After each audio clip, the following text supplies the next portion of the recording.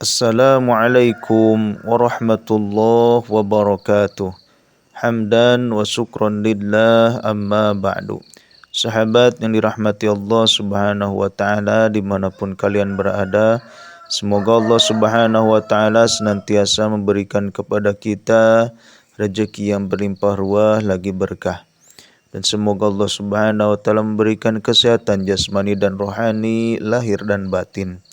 Sebelum Al-Fakir melanjutkan video ini, maka dimohon untuk menuliskan solawat di dalam kolom komentar.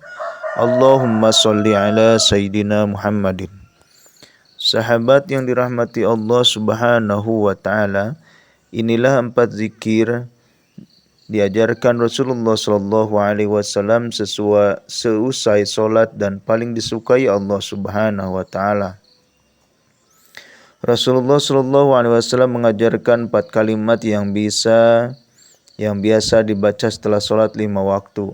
Keempat kalimat tersebut adalah tasbih, tahmid, takbir, dan tahlil. Hal ini sebagaimana hadis riwayat Abu Hurairah radhiyallahu anhu. Dari Abu Hurairah radhiyallahu anhu, ia berkata, ada orang-orang miskin datang menghadap Nabi. Mereka berkata, orang-orang kaya itu pergi membawa derajat yang tinggi dan kenikmatan yang kekal. Mereka solat sebagaimana kami solat, mereka puasa sebagaimana kami puasa. Namun mereka memiliki kelebihan harta sehingga bisa berhaji, berumroh, berjihad, serta bersedekah. Lantas bersabda, maukah kalian aku ajarkan suatu amalan yang dengan amalan tersebut kalian akan mengejar orang yang mendahului kalian, dan dengannya dapat terdepan dari orang yang setelah kalian. Dan tidak ada seorang pun yang lebih utama dari kalian, kecuali orang yang melakukan hal yang sama seperti yang kalian lakukan. Kalian bertasbih, bertahmid, dan bertakbir di setiap akhir sholat sebanyak 33 kali. Kami pun berselisih, sebagian kami bertasbih 33 kali, bertahmid 33 kali, bertakbir 34 kali. Aku pun kembali padanya. Nabi bersabda, ucapkanlah subhanallah walhamdulillah wallahu akbar sampai 33 kali. Hadis riwayat Bukhari. Selain ketiga kalimat thayyibah tersebut, terdapat satu kalimat lagi, yaitu tahlil. Banyak dalil yang menjelaskan keistimewaan 4 kalimat tersebut. Di antara fadilahnya 4 kalimat istimewa tersebut adalah: yang pertama, penghapus dosa. Tidaklah seorang di muka bumi mengucapkan la ilaha illallah, Allahu akbar, subhanallah, alhamdulillah, dan la haula wala quwata illa billah, melainkan dosa-dosanya akan diampuni walaupun lebih banyak dibanding buih di lautan. Hadis riwayat Ahmad dari Abdullah bin Amr radhiyallahu anhu dan dinilai sahih oleh Al-Hakim dan Az-Zahabi. Anas bin Malik bertutur bahwa suatu saat Rasulullah Shallallahu Alaihi Wasallam melewati pohon yang daun-daunnya telah kering. Lalu beliau memukulkan tongkatnya ke pohon, maka bergugurlah daun-daunnya. Kemudian beliau bersabda, sesungguhnya alhamdulillah subhanallah la ilaha illallah Allahu akbar akan menggugurkan dosa-dosa hamba sebagaimana bergugurnya dedaunan pohon ini. Yang kedua, lebih dicintai Rasulullah Shallallahu Alaihi Wasallam dibanding dunia seisinya. Aku bisa mengucapkan subhanallah, alhamdulillah, la ilaha illallah, dan Allah akbar lebih kucintai dibandingkan dunia seisinya. Hadis riwayat Muslim dari Abu Hurairah. Yang ketiga merupakan kalimat yang paling dicintai Allah subhanahu wa ta'ala. Kalimat yang paling dicintai Allah adalah 4. Subhanallah, alhamdulillah, la ilaha illallah, Allahu akbar. Tidak masalah engkau memulainya dari manapun. Hadis riwayat Muslim dari Samurah bin Jundub. Keutamaan zikir. Yang pertama, mendapatkan banyak keberuntungan.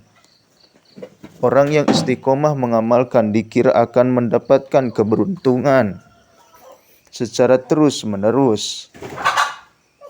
Keberuntungan tersebut bisa berupa rahmat, kebaikan, dan lain-lain. Dari Abu Hurairah radhiyallahu anhu,